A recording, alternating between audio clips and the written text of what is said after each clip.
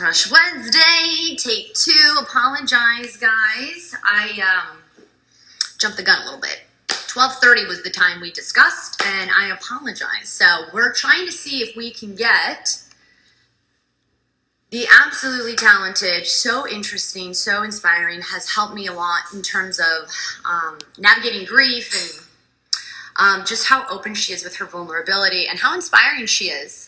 Amanda Kloots is going to be joining us today. She's co-host of The Talk, author of Live Your Life, creator of Amanda Kloots Fitness, right? Get the movement going. She's so inspiring. She was on Dancing with the Stars. And of course, she has a huge Skechers campaign going on right now. The talented and wonderful Amanda Kloots. So hopefully we'll be able to get her on. I apologize, guys. Having technical difficulties, and there she is. Hi. Hi. I'm sorry, I jumped the gun early. You were on set doing your thing, The Talk. That's all right. No worries. We're here now. It's all good. How was the show today? How did things go? I mean, you're so good in that role as a host myself, watching you just kind of really own your authenticity. There's so many things I want to talk to you about because I think the thing people love so much about you, Amanda, is you're just so honest and authentic and genuine. And I think audiences really need that right now. We've been through a really tough couple of years, you especially. How has the transition been in the hosting role? You know, honestly, it since the day I walked on that set and sat down in that chair, it kind of felt like home in a weird way. Yeah, I don't know. Everyone here is just so wonderful and welcoming. They never made me feel like a fish out of water. And I think, honestly, like all my years of Broadway and doing film and TV and you know, even just starting my own fitness business and doing a ton of morning shows promoting that, you know, it kind of, in a weird way, just really felt like a normal next step. I won the lottery. I felt like I won the lottery being here, but like it was a very easy transition for me. Yeah, because you had worked in Broadway type roles. Which is something that is terrifying for me personally. And then to transition, though, from that world to then just really presenting yourself to the world, I think that might be a challenging transition for a lot of people because that's actually really scary if that's not something you're used to doing, which is now we just need to know who Amanda is. Now we need to love this person that, you know, was in different roles and performances. And I wonder for you, was that something that you embraced? Obviously, fans love you and they love your story, and you've done quite well. But for you, taking on that new challenge, how was that for you? Well, I think it was definitely a little bit of a learning curve. I mean, I had never hosted a television show before. So, you know, luckily, though, I had at that time 4 other women on the show with me that were very experienced and knew what they were doing. And again, welcomed me with open arms and made me feel like I should be here. So, you know, honestly, the transition was so easy and wonderful. I loved kind of just diving into it. I mean, that's kind of my personality. I'll just say yes and learn as I go. And that's kind of what happened here. Yeah, that's great. You know, this is usually a topic I end the conversation with for women, especially someone like yourself who is balancing so much, right? In the way of you have a book, you're out. Obviously, your responsibilities with The Talk are phenomenal and amazing and inspiring. You have a fitness program called the Amanda Kloots Fitness. Check it out. It's amazing. It's so fun. And then, of course, you have this Skechers campaign. So someone like you who is balancing so much, when and how does self-care, what does it look like for you? How do you prioritize Amanda? Is it hard for you? You say yes a lot. Is it hard to say no? That's hard for me to do sometimes. I'm a people pleaser by nature. How do you kind of like selfishly take care of Amanda? You know, I take care of myself by, like, for instance, this week I had a boxing lesson, and yesterday I met my friend, who's a trainer, and he gave me a fitness training session. Right now, like, that's my self-care, because for me, that's like an hour out of my time where I don't have to think. Somebody is telling me what to do. And I also am working out, and working out for me, fitness, moving my body is my number one, like, mental health thing for myself. It immediately relieves my stresses and anxiety. It makes me feel like super powerful, recharges me. So that's kind of like what I do.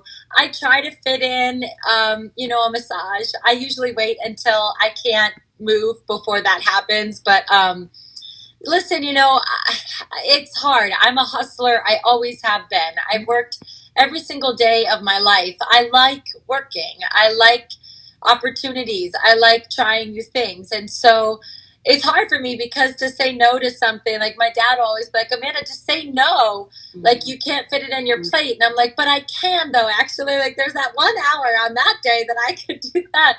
And so I don't know. It's my work-life balance is definitely hard, and it's hard to figure out. But I look at each day, I find those moments, I take them. If it's a nap, if it's Sundays are my family day with Elvis, I take everything off the books. I try to take my phone away and just spend the whole day with Elvis. So it's those little things. I just find little things throughout the day to try to keep my sanity. Yeah, and Elvis is learning from you too, right? When he sees mom take care of mom and prioritize her, then Elvis learns, I think I'm on a podcast with other women, and, I've experienced a lot of grief in the last couple of years. I lost my dad and my brother in the span of a year, which is amazing because, you've been somebody that I've actually really admired and looked up to. The thing for me that has helped me heal is maybe hoping to help other women heal. So obviously I've had to be brought down to the studs, built back up, and really worked on a lot of mental health things and go through quite the transition and sort of understanding a lot of my patterning. And I had a mom, and I have a mom who's amazing, but says yes to everything and is always in a place of service. And the podcast that I'm on, which is all with incredible women, both of them have kids. I say to them, your kids are learning through you. So when you say, no, I can't, I need to show up for myself, or I need to show up for my family, or the things that really matter, because I'm the same way. Through my grief, stillness has been very tough. I have actually really tried to busy myself and distract myself, because the stillness is like polarizing. It's really uncomfortable for me. So what I noticed has helped me is really try to understand healing my patterning, where it comes from, so that if and when I have kids, at least my kids will see that mom's imperfect, and we'll try to say more authentically what's right for her, as opposed to just trying to feel accepted or fit in. So that's where I'm at right now in my journey, is just trying to work through that space of like just being more authentic. Like, I don't have to always say, sure, I'll do that thing, because if I say no, you may not like me, Mm-hmm. Yeah. I mean, listen, I definitely think that keeping myself busy is also a defense mechanism. I think you're right. I think silence and feeling lonely is hard, and that definitely happens to me. And if I was playing therapist on myself, I would probably say, Amanda, you're diffusing maybe some hard emotions to deal with just filling your day with activities. But listen, I also think that filling my days with activities and keeping myself busy, it does make me feel better. It makes me feel invigorated and inspired. So I focus on things that help me feel better every single day, and I don't know, that's all I can say. It's everyone's different though, Erin, like, I mean, we all deal with trauma and grief and loss and death, especially in a completely different manner. There's no rule book for it. I wish there was, but there just isn't. Yeah, but that's why I think your story has gravitated to so many of us in our own traumatizing ways. We really struggled the last couple of years, and I think that's why so many people really genuinely have grown with you, because like look at what challenges, respectfully, you went through, and then look at the way in which your life is helping a lot of people heal. The Amanda Kloots fitness program, that was the one thing I really struggled with when I was going through so much of this, was movement. I just did like a yoga session. I was like, oh God, even 30 minutes, I felt like reinvigorated. Was that the reason, or was part of that Amanda Kloots fitness program? And please tell us a little bit more about what people get with the program. But was it born from this need to actually have movement to help your experience and what you were kind of going through? In a way, but not due to what happened with Nick. I started my fitness business when I was going through my divorce, and that was an extremely hard time for me. And a Broadway show I was in closed, so I had lost my job, I had lost my husband, I had lost the life that I thought I knew, that I had planned on, and had for 7 years. I was married for 7 years, and then I went through this divorce, and I was 32 years old, and I felt completely lost. I felt like I didn't have any control over my life. I felt like I didn't have any control over the jobs that I could have. Yet I would look into the future and go, I want a family. I want a home. I want to own a car. I want to be able to take vacations because I've worked hard and I can afford them. And I just looked at my life and I was like, how can I make this work if I'm in this career where every other day I could lose my job in a second and I'm back on unemployment in New York City? It's just like it didn't seem possible. And so I just thought, you know what, I'm going to take matters in my own hand and I'm going to make my own fitness business. And what I realized in creating that business was that fitness for me just makes me feel powerful. It makes me happy. I never leave a workout not happy. I'm filled with endorphins. If I've cried before that, when I finish the workout, I'm now in a better mood. I want to be a healthier person. I'm smiling instead of sad. And so I just noticed how, for me at that point in my life, how much moving my body helped me. And then when COVID hit, I had already had my business, but I was forced to put everything online, as a lot of us were. And then in efforts to keep finances going, because Nick was in the hospital, we had no income.